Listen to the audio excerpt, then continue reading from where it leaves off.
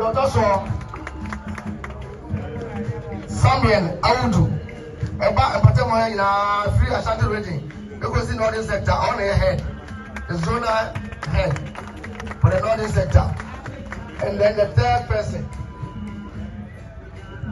Wisdom Officer, he is the assistant manager for retail. Somebody for him, and another original Coba Limited anymore. And then everybody needs to make a show say, only Asante Kotoko Sporting Club as a 1 year sponsorship and partnership agreement. Okay, in so much man over here. I'm the supplier is so Thomas Ama is the car. Said the mayor got to go. If you may be if you know, I'm the official addressing sponsors. The beer will be it's what quality by Summit Industries Limited, the producers of Lake Country Mineral Water, Lake Country LE, and then Country COUNTRY. From Joe, Lake Country, but the first one, I'm going to say, you should have protocol of the chef for the EU. Just as the question for the forum,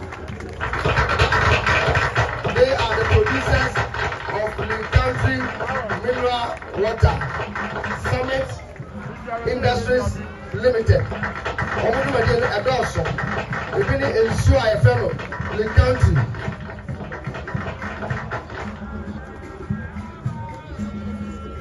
If you don't pray, we as a Kotoko, push in here, ensure the next 2 years, I Lake Country.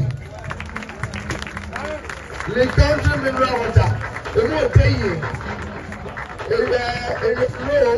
As I am here, they say, so you know, the country, you need to be able to some of the way for yesterday. When you buy a bed to a corner, you think, Mr. Yao Donko, he is the owner, overall boss of Summit Industries Limited, producers of the country mineral water.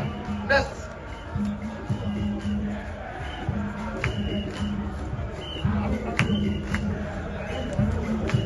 Next, Mr. Daniel Abropa,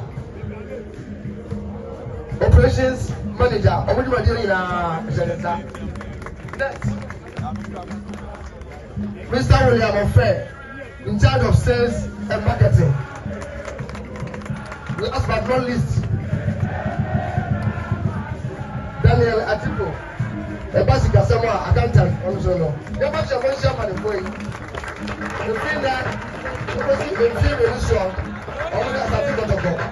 as I sponsorship agreement here, how much supply is so any cigar as I tell you. There was a moment of